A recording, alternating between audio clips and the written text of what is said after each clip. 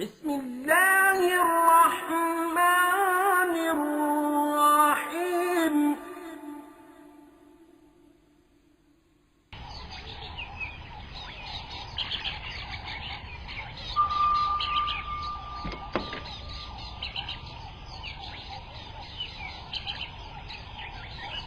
كنوز الحسنات.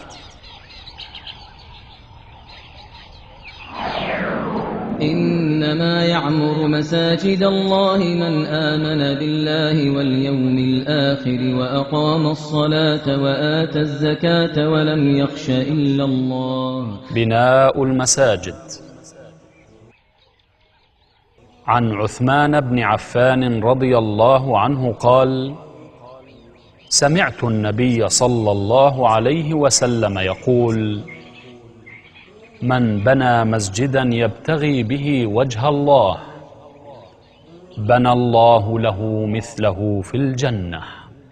في بيوت أذن الله أن ترفع ويذكر فيها اسمه يسبح له فيها بالغدو والآصال. بسم الله الرحمن الرحيم. الحمد لله رب العالمين، والصلاة والسلام على أشرف الأنبياء والمرسلين نبينا محمد وعلى آله وصحبه أجمعين. قال الله تعالى: يا أيها الذين آمنوا اتقوا الله حق تقاته ولا تموتن إلا وأنتم مسلمون واعتصموا بحبل الله جميعا ولا تفرقوا واذكروا نعمة الله عليكم إذ كنتم أعداء فألف بين قلوبكم فأصبحتم بنعمته إخوانا.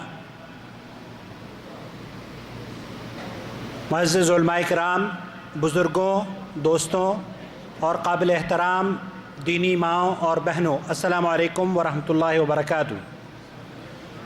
آج بتاریخ 28 شعبان سن 1433 ہجری، موافق 17 جولائی سن 2012 کو ہم اس جدہ کی باب مکہ کی جو مسجد ہے، مسجد بشیبش، اس میں جمع ہوئے ہیں۔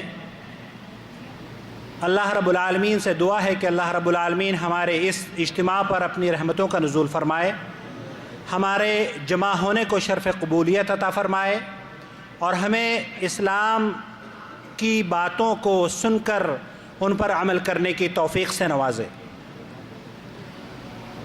حضرات، جیسے کہ آپ لوگوں کو اطلاع دی جا چکی تھی گزشتہ ہفتے کہ آج کے دن فضیلت الشیخ ڈاکٹر وصی اللہ عباس حفظہ اللہ کو آپ سے خطاب کرنا تھا، لیکن چونکہ ان کی طبیعت علیل ہے، وہ کسی گزشتہ 2-3 ماہ فرانس میں رہ کر آئے ہیں، ان کے گھٹنے کا آپریشن ہوا اور ڈاکٹروں نے ان سے کہا تھا کہ آپ ڈرائیونگ وغیرہ نہ کریں ورنہ یہ تکلیف آپ کو بڑھ سکتی ہے۔ تو کل ڈاکٹر صاحب کا فون آیا کہ ڈاکٹروں کے منع کرنے کے باوجود میں نے حرکت کرنی شروع کر دی تھی، لیکن مجھے لگ رہا ہے کہ میں جدہ نہیں آ پاؤں گا۔ بہرحال ہمارے لیے یہ بڑی ایک عجیب و غریب اور خبر تھی، اور ہم لوگ سبھی اس کو سن کر غمزدہ ہو گئے تھے کہ اب ڈاکٹر صاحب نہیں آ رہے تو اب کن کو لے کر آئیں گے جو آپ لوگوں کو یا ہم سے مخاطب ہو اور ہمیں کچھ نصیحتیں کر کے جائے۔ اسی اثناء میں مجھے پتہ چلا کہ قاری صہیب صاحب تشریف لائے ہوئے ہیں مکہ مکرمہ میں۔ قاری صاحب سے میں نے گزارش کی اور اللہ انہیں جزائے خیر دے، انہوں نے ہماری دعوت کو قبول کیا اور آپ سے ملنے کے لیے یہاں تشریف لے آئے ہیں۔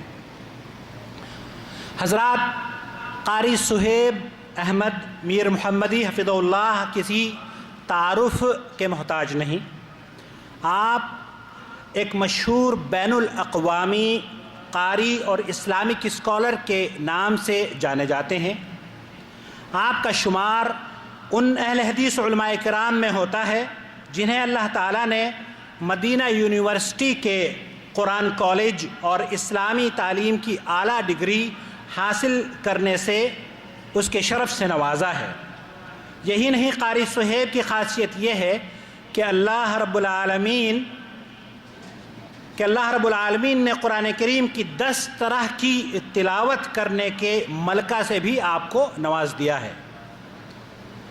آپ کو امام مسجد مدینہ یونیورسٹی ہونے کا شرف بھی حاصل ہے۔ آپ اکثر مختلف ممالک کے دوروں میں رہتے ہیں، کبھی قرآن کریم کے عالمی قرأت مقابلوں میں حصہ لینے اور کبھی دروس کے لیے اور کانفرنسز میں شرکت کے لیے سفر کرتے رہتے ہیں، جو ٹی وی چینلز اور یوٹیوب پر دستیاب ہیں، آپ لوگ اس کو آسانی سے دیکھ سکتے ہیں۔ میں پاکستان کے قرآن کالج اور اسلامک ٹریننگ انسٹیٹیوٹ کے مدیر اعلیٰ فضیلۃ الشیخ قاری صہیب حفظہ اللہ سے درخواست کروں گا کہ تشریف لائیں اور اپنی نصیحتوں سے ہمیں نوازیں۔ فلیتفضل فضیلۃ الشیخ۔ اور اپنی نصیحتوں سے پہلے میں یہ بھی عرض کروں گا فضیلۃ الشیخ سے کہ اپنے قرآن کریم کی تلاوت سے ہم اس بابرکت مجلس کا آغاز فرمائیں۔ فجزاکم اللہ خیر۔ بسم اللہ الرحمن الرحیم۔ الحمد للہ والصلاة والسلام على خیر خلق اللہ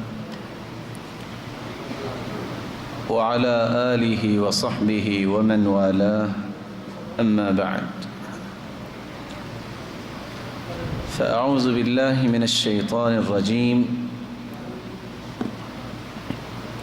ان الذین آمنوا وعملوا الصالحات كانت لهم جنات الفردوس نزلا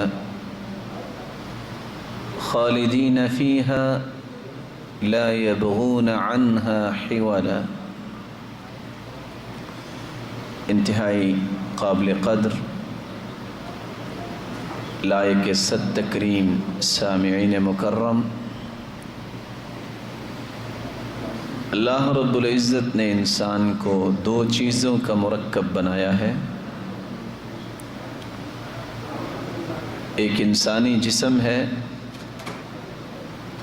جس کو مالک الملک نے مٹی سے پیدا کیا ہے۔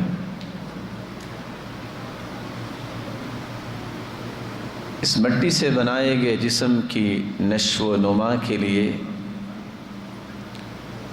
اس کی غذا اور خوراک کا بندوبست بھی اللہ تعالیٰ نے مٹی سے ہی کیا ہے۔ دوسری چیز جو اس جسم کے اندر اللہ رب العزت کی طرف سے داخل کی گئی روح ہے، روح کو اللہ تعالیٰ نے آسمانوں سے بھیجا اور اس کی نشو و نما کے لیے روح کی غذا اور خوراک کو بھی آسمانوں سے ہی نازل کیا، جس کو قرآن مجید کا نام دیا جاتا ہے۔ جس طرح انسان جسم کی خوراک کا انتظام نہ کرے، خیال نہ رکھے، اس کا جسم بیمار ہو جاتا ہے، اسی طرح اگر روح کی غذا کا خیال نہ کیا جائے تو روح بھی بیمار ہو جاتا ہے۔ بلکہ یہ ایک حقیقت ہے کہ انسانی جسم جتنا بھی خوبصورت ہو، جتنا بھی توانا اور طاقتور ہو، اگر روح کا رشتہ اس سے توڑ دیا جائے تو اس جسم کی کوئی قیمت نہیں رہتی۔ اللہ رب العزت کا احسان عظیم ہے